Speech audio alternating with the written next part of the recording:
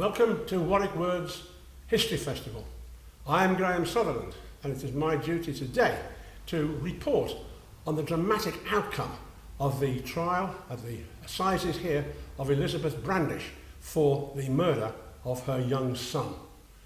The story began last year on the 8th September 1897 when Mr. and Mrs. Posts and their niece Sarah, who live in Kent, received an unexpected and very much an unwanted visitor. The woman, who they only knew as Mrs. Edwards, had come back to reclaim her young son. Mrs. Edwards had appealed to the Posts several months previously would they take in and foster, almost adopt, her 9-week-old baby, Yells. The couple and their niece were more than happy to do so, and as time progressed, they had looked upon the boy as their own.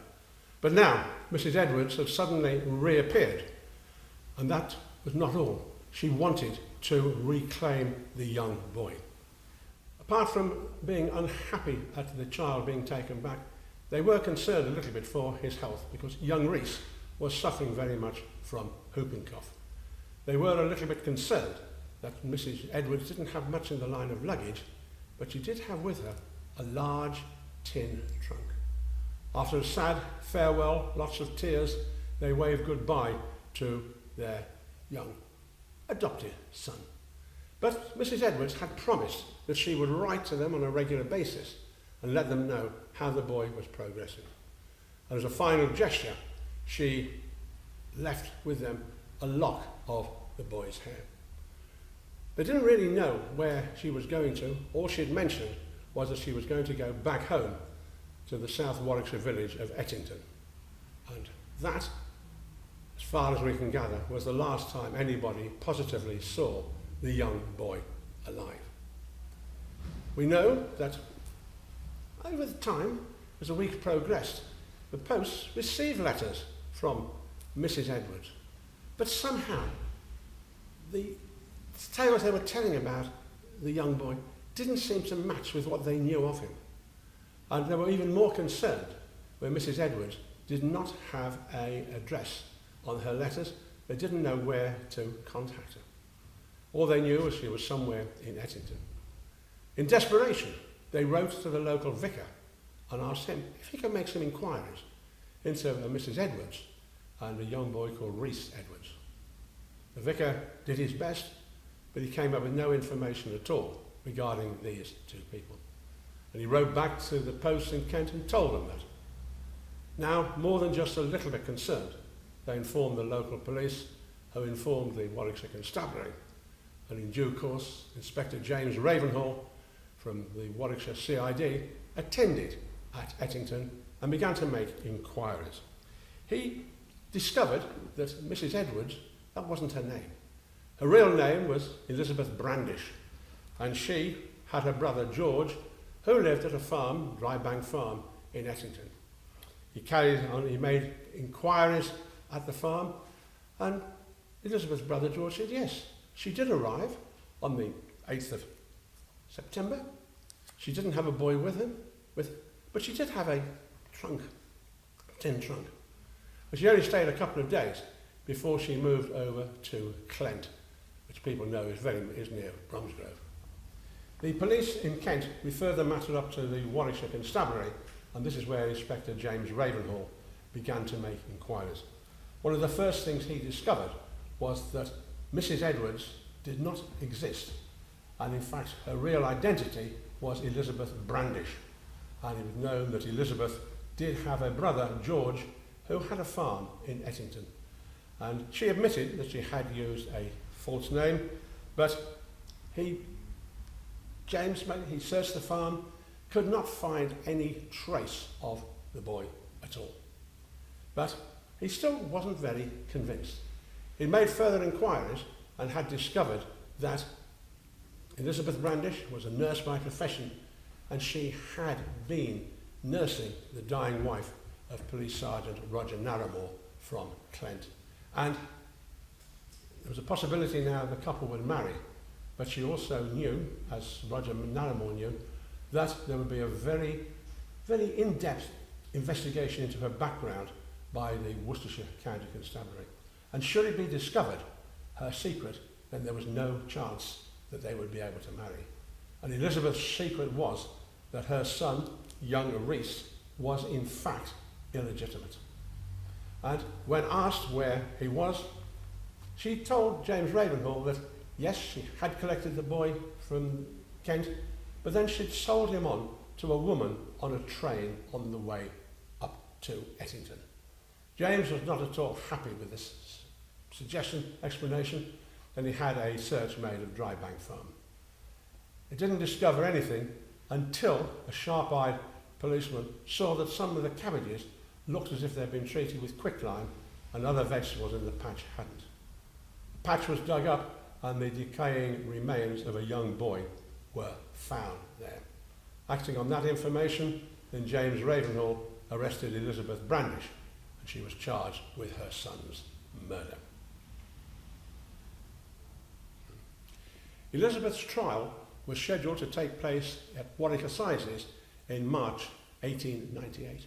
But the case had attracted so much notoriety, there were far more spectators than the court could accommodate, and so admission was by a ticket system, which, as you can well imagine, was grossly felt to be unfair. But what else could they do?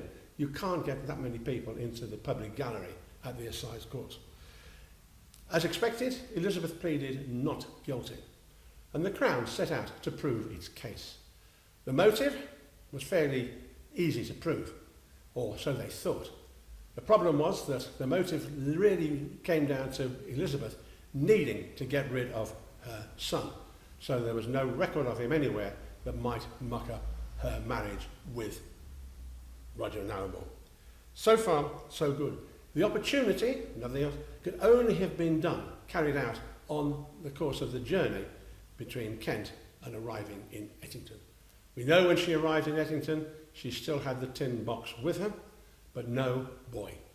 And her story about selling him on to a woman on a train, well, caused a little bit of doubt.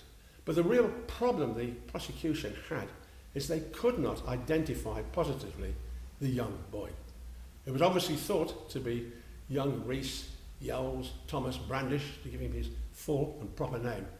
But the body had been covered in quicklime and his facial features were unidentifiable.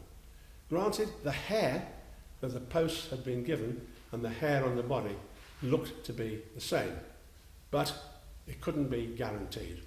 And on top of that, nobody could be sure, because of the state of the body, whether he had, how he had died, quite as simply as that. After a 3-hour session, the jury came back to court, told the judge they were unable to come to a verdict. And he accepted that, dismissed the jury, absolved them from sitting on a jury for another 5 years, but ordered a retrial. But the retrial was not to take place in those assizes, it was to come back to the July ones. And in due course, that is where Elizabeth Brandish appeared. She appeared in the dock looking very pale, drawn and haggard. She had been in prison for a considerable number of weeks. And no one was surprised when she pleaded not guilty again. The Crown could really produce no extra evidence. They'd already gone for the motive, they went through the opportunity again, but means also had to be, they couldn't do it. And there was even doubt as to, well, not so much doubt, but a belief that perhaps the boy could have died from natural causes. He had been suffering from whooping cough. Faced with all these difficulties, the jury had no alternative but to find Elizabeth Brandish not guilty of the murder of her son. As you can imagine, there was absolute uproar in the court. But what else could they do? The prosecution has to prove motive, opportunity and means. They could prove motive, possibly prove opportunity, but they could not prove means. You couldn't say why, what had killed the boy. So on the strength of that, they couldn't prove the case beyond any reasonable doubt, and Elizabeth Brandish was acquitted. Interestingly, I have it on very good authority that while she was in prison, every letter she sent to Roger Narramore was never answered. And during the course of the second trial, he was referred to as a former police sergeant and not a serving officer. Did that mean he had been transferred, or did it mean he had left the force? This we don't know. That was bad enough, but what was really distressing, and I find absolutely unforgivable, was when it came to burying the body of the young boy found at Dry Bank Farm. The local vicar was away. Another minister maintained he hadn't been given enough notice, and also he had grave doubts. Not that he had doubts, but it couldn't be proved that the body had been baptised, so he declined to participate in a burial service.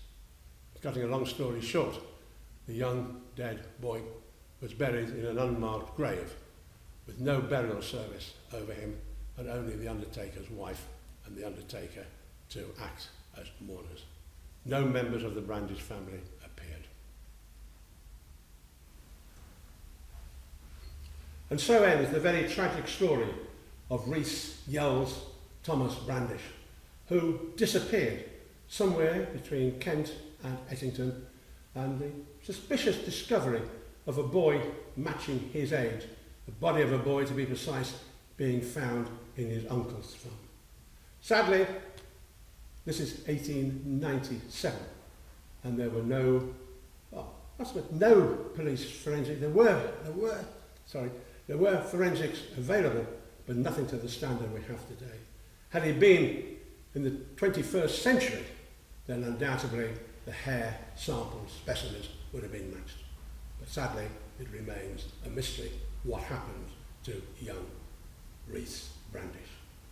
Thank you very much for listening to me, and have a safe journey home. Thank you.